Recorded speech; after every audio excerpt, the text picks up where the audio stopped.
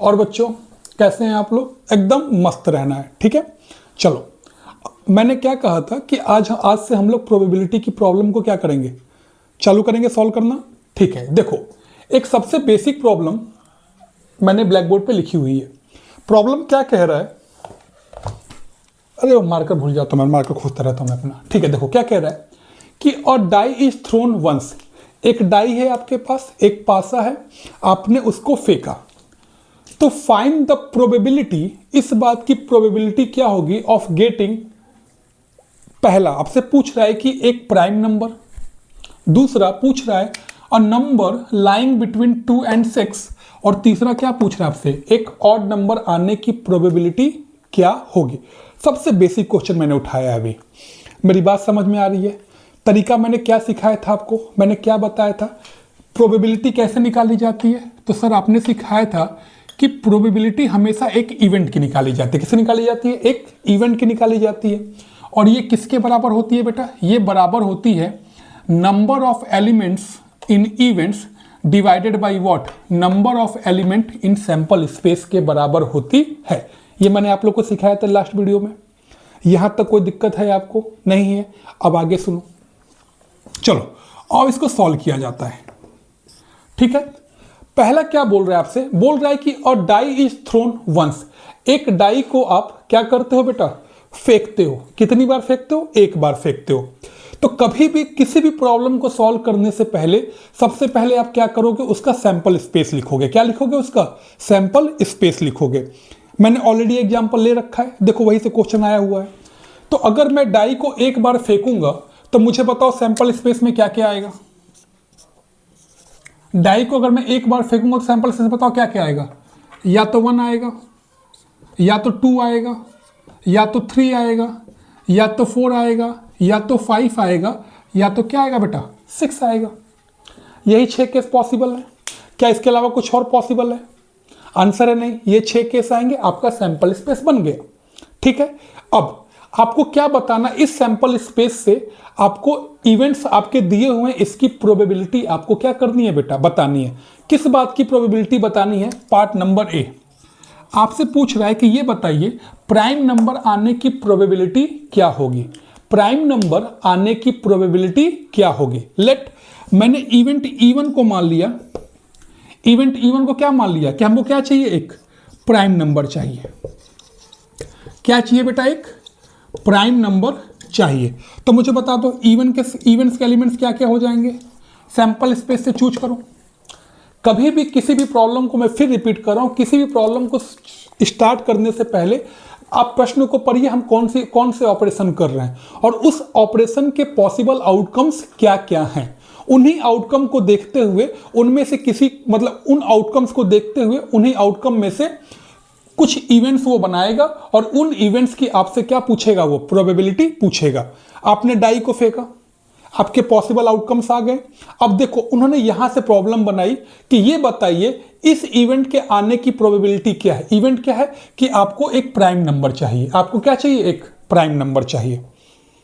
ठीक है, अच्छा बताओ इसमें कितने प्राइम नंबर हैं, थोड़ा सोच के बताओ तो। कितने हो गए? 1 2 3 5। कितने प्राइम नंबर हैं? 4। कितने हैं? गुड, 3 प्राइम नंबर है। कितने हैं? 3 प्राइम नंबर है। अब समझो, जिन बच्चों को प्राइम नंबर नहीं पता होगा, क्या वो इस प्रॉब्लम को सॉल्व कर पाएंगे? नहीं कर पाएंगे। इसलिए मैं फिर अपनी बात को रिपीट कर रहा हूं कि जब भी क्लास 10th में आपके पेपर बनाए जा रहे हैं मैथ के, तो ये मान के चल रहा है, सीबीएसई या स्टेट बोर्ड मान के चलता है कि आपको 9 तक की चीजें पता है। प्राइम नंबर कौन कौन से होते हैं? प्राइम नंबर किसको कहा जाता है? ऐसे नंबर जो या तो 1 से कटे या तो अपने आप से कटे, जो या तो 1 से कटे या तो फिर अपने आप से डिविजिबल हो, या तो 1 से डिविजिबल हो या अपने आप से डिविजिबल हो, और कम से कम उसके 2 फैक्टर होने चाहिए।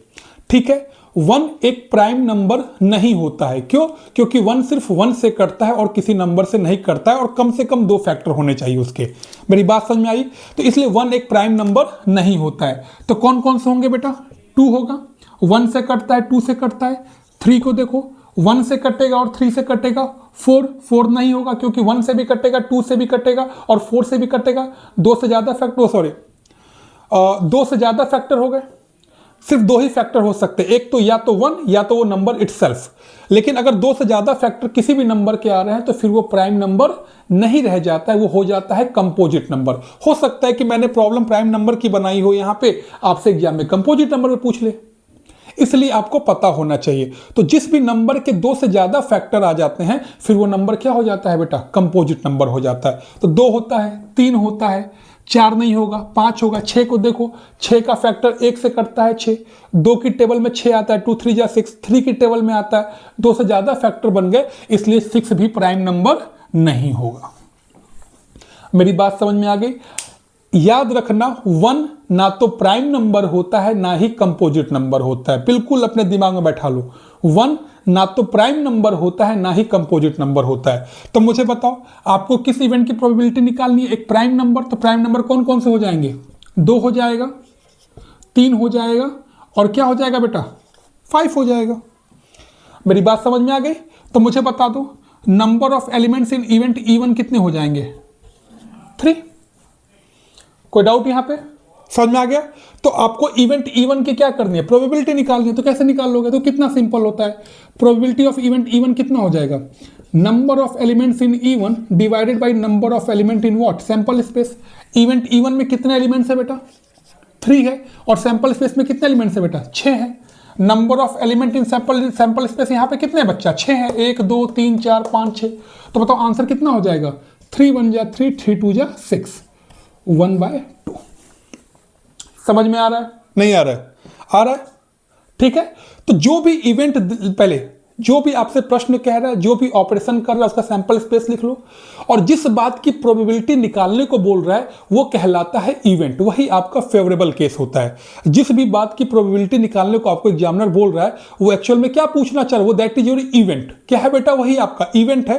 तो उस इवेंट को लिखिए सैंपल स्पेस की मदद से, और फिर क्या करोगे आप, सैंपल स्पेस की मदद से आपने लिख लिया तो फिर आपसे क्या कर लोगे, प्रोबेबिलिटी निकाल लोगे। मेरी बात समझ में आ गई? कैसे निकालोगे? It's only mathematical formula, number of elements in event divided by number of element in sample space. ये समझ में आ गया कि इन 6 में से केवल 2 3 और 5 यही हमारे क्या है बेटा, प्राइम नंबर है। तो number of elements in prime number कितने आ जाएंगे? 3, तो 3 अपॉन सैंपल स्पेस 6 डिवाइड कर दोगे 1 अपॉन कितना आ जाएगा, 2 आ जाएगा। मैं पीछे हट रहा हूं, स्क्रीनशॉट ले लो, तब मैं बी पार्ट को हम लोग सॉल्व करेंगे। ठीक है, स्क्रीनशॉट ले लो बेटा। ले लिया? चलो और बी पार्ट को सॉल्व करते हैं। इरेज कर दूं यहां से,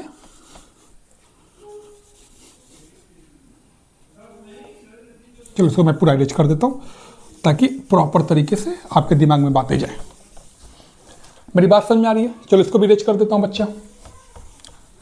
दूसरा इवेंट आपसे क्या कह रहा है, इवेंट नंबर बी आपसे क्या कह रहा है, सेकेंड पार्ट क्या कह रहा है आपसे, इसको बी कर लो, इसको सी कर लो। बी कौन सा इवेंट है? मैंने इसको इवेंट 2 E2 मान लिया। ये आपसे कह रहा है कि आपको एक नंबर चाहिए जो लाइन करे बिटवीन 2 and 6। क्या कह रहा है? अ नंबर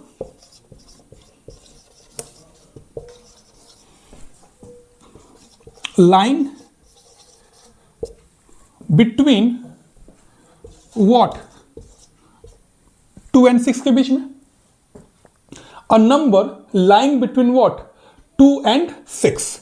अब मुझे बता दो, समझ में आ गया? तो बताओ कौन कौन से नंबर लाई करेंगे यहां पे, निकालो इसका इवेंट, इसके नंबर ऑफ एलिमेंट्स निकालो जो 2 और 6 के बीच में लाई करेंगे। 2 और 6 के बीच में कौन कौन सा नंबर लाई कर रहे हैं, 3 4 और 5।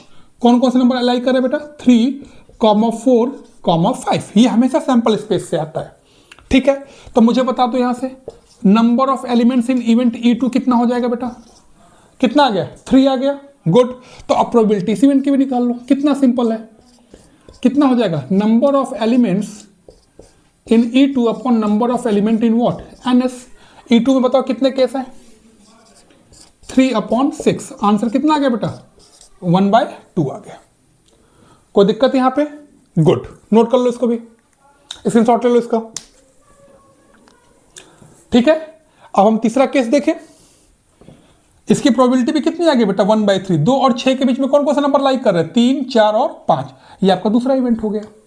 ठीक है, और इवेंट E3 देखा जाए क्या कह रहा है। आसान है प्रोबेबिलिटी, बहुत आसान होता है, ठीक है, हल्का सा ओपन माइंड होना चाहिए आपका। तीसरा क्या बोल रहा है बेटा, सी पार्ट क्या कह रहा है आपसे, बोल रहा है कि एन ऑड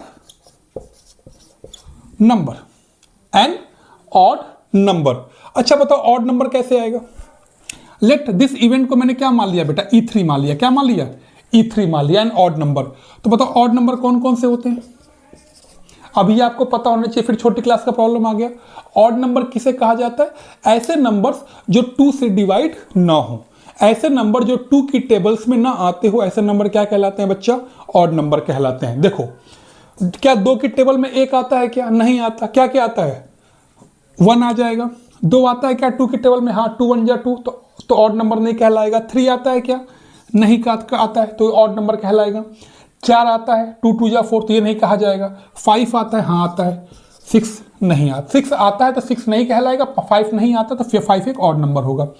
तो वो सारे नंबर जो 2 की टेबल्स में नहीं आते हैं, कौन कौन से नहीं आते हैं, 1 नहीं आता, 3 नहीं आता और 5 नहीं आता, तो ये नंबर क्या कहलाएंगे बेटा, ऑड नंबर कहलाएंगे। तब मुझे बताओ number of elements in event E3 कितना हो जाएगा, ये भी, अरे वाह सबके आंसर 1/2 ही आ रहे हैं क्या, ये भी 3 हो गया। तो प्रोबेबिलिटी ऑफ इवेंट E3 बता दो कैसे निकालोगे बेटा, number of elements in event E3 upon number of element in sample space, कितना देगा बेटा 3/6, आंसर विल बी योर 1/2। समझ में आ रहा है, आसान है। इस तरीके से अगर हम सोचेंगे तो सारी प्रॉब्लम्स हमारे लिए क्या हो जाएंगी बेटा, बहुत ही आसान हो जाएंगी। सबसे पहले क्या करना है आपको, सैंपल स्पेस बनाना है, फिर सैंपल स्पेस से इवेंट आपको बनाने हैं, जो भी आपसे जिस बात की प्रोबेबिलिटी निकालने को आपसे प्रश्न के अंदर कह रहा है, क्वेश्चन के अंदर कह रहा है, उस इवेंट की आप क्या करो, उस इवेंट को निकाल लो, उसमें कितने एलिमेंट्स है वो कैलकुलेट कर लो, फिर सिंपल इसमें कितने एलिमेंट्स और इसमें कितने एलिमेंट्स है, इसमें से इसको क्या कर दो, डिवाइड करके आप आंसर निकाल सकते हो। समझ में आ रहा है। हाँ ये हल्का सा हो सकता है, कई बच्चों के थोड़ा सा नया तरीका पड़े ये, ठीक है, पर देखो दिस इज द बेस, ये बेस है और this is the actual concept. ऐसे ही प्रोबेबिलिटी को हमने डिफाइन किया हुआ है। मेरी बात समझ में आ रही है, ठीक है, तो इसको रिकॉर्ड कर लो, फिर मैं इसके बाद अगली प्रॉब्लम को रिकॉर्ड करते हैं हम लोग, ठीक है, ओके थैंक यू।